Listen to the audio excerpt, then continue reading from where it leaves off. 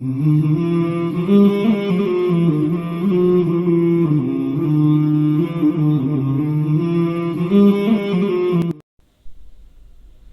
اللہ الرحمن الرحیم۔ سیرت النبی صلی اللہ علیہ وسلم 15واں باب۔ حجر اسود کون رکھے گا؟ آخر وہ سب بیت اللہ میں جمع ہوئے۔ ان لوگوں میں ابو امیہ بن مغیرہ تھا، اس کا نام حذیفہ تھا۔ قریش کے پورے قبیلے میں یہ سب سے زیادہ عمر والا تھا۔ یہ ام المومنین سیدہ ام سلمہ رضی اللہ تعالی عنہا کا باپ تھا۔ قریش کے انتہائی شریف لوگوں میں سے تھا۔ مسافروں کو سفر سامان اور کھانا وغیرہ دینے کے لیے سلسلے میں بہت مشہور تھا۔ جب کبھی سفر کرتا تو اپنے ساتھیوں کے کھانے پینے کا سامان خود کرتا تھا۔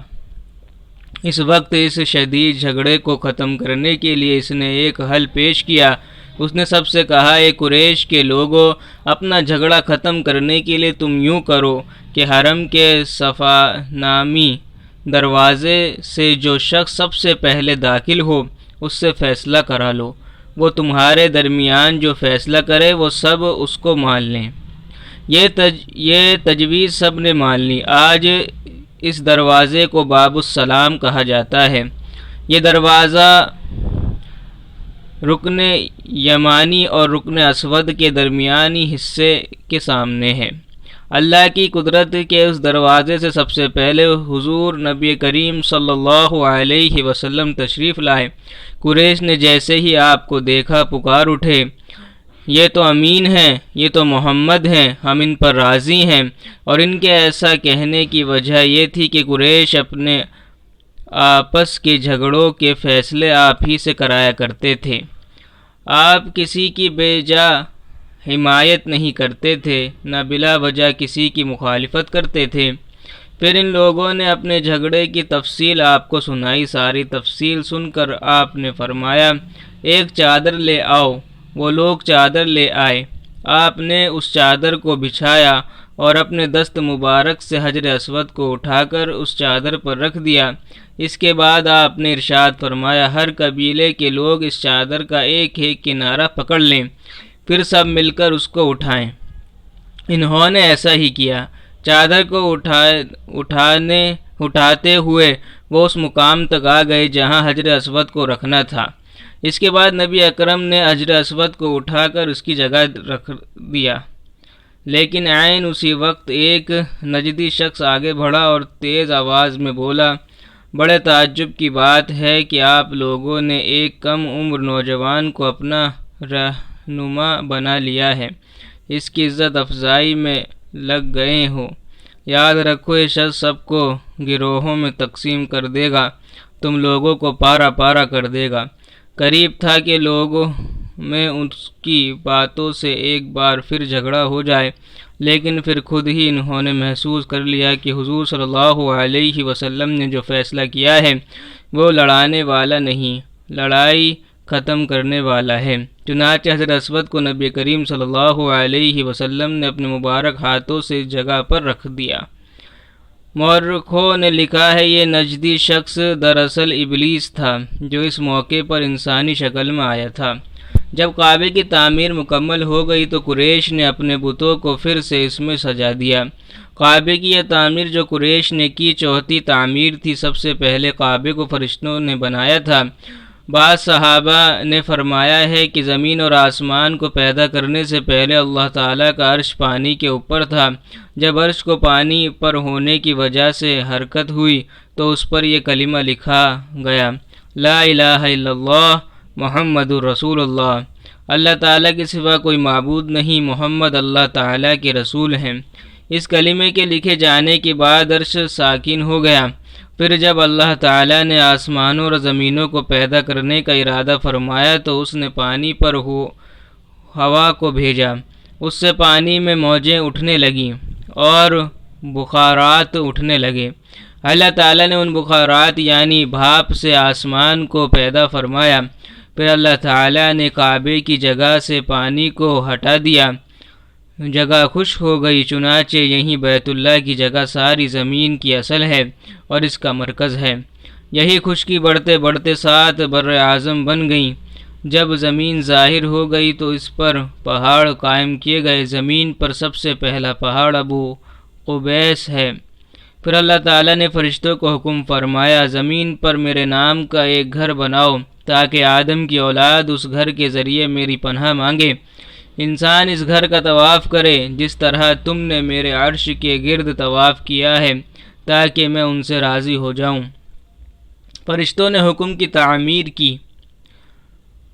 پھر آدم علیہ السلام نے خانہ کعبہ کی تعمیر شروع کی۔ اس کے بعد حضرت ابراہیم علیہ السلام نے خانہ کعبہ کی تعمیر کی۔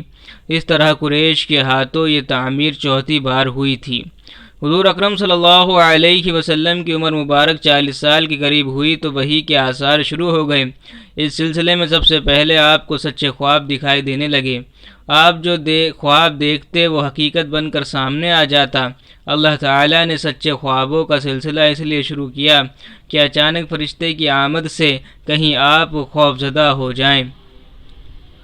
ان دنوں ایک بار آپ نے سیدہ خدیجہ رضی اللہ تعالیٰ عنہ سے فرمایا، جب میں تنہائی میں جا کر بیٹھتا ہوں تو مجھے آواز سنائی دیتی ہے، کوئی کہتا ہے اے محمد اے محمد۔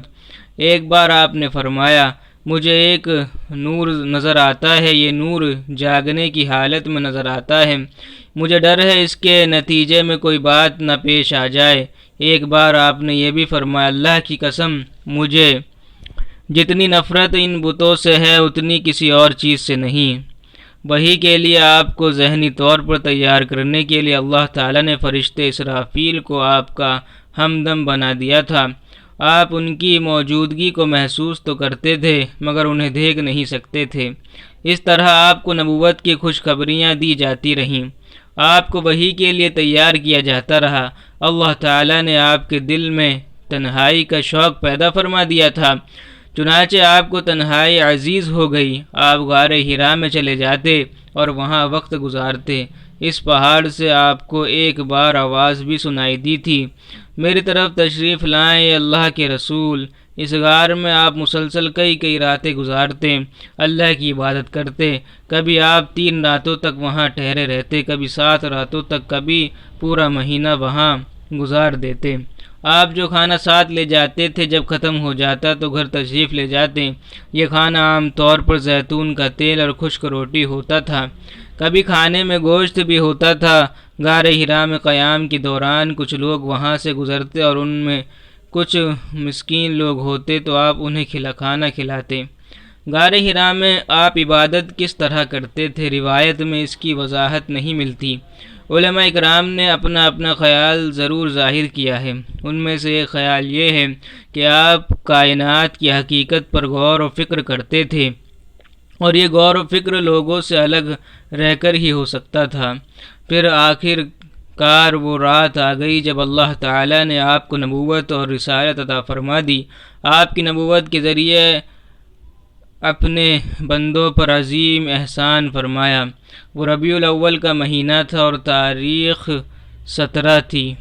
بعض علماء نے لکھا ہے کہ وہ رمضان کا مہینہ تھا کیونکہ قرآن رمضان میں نازل ہونا شروع ہوا تھا۔ 8ویں اور 3ری تاریخ بھی روایت میں آئی ہے اور یہ پہلا موقع تھا جب جبرائیل علیہ السلام وحی لے کر آپ کی خدمت میں حاضر ہوئے۔ اس سے پہلے وہ آپ کے پاس نہیں آئے تھے۔ جب صبح جبرائیل علیہ السلام وحی لے کر آئے وہ پیر کی صبح تھی اور پیر کی صبح ہی آپ اس دنیا میں تشریف لائے تھے۔ آپ فرمایا کرتے تھے، پیر کے دن کا روزہ رکھو کیونکہ میں پیر کے دن پیدا ہوا، پیر کے دن ہی مجھے نبوت ملی۔ بہرحال اس بارے میں روایات مختلف ہیں۔ یہ بات طے ہے کہ اس وقت آپ کی عمر مبارک کا 40واں سال تھا۔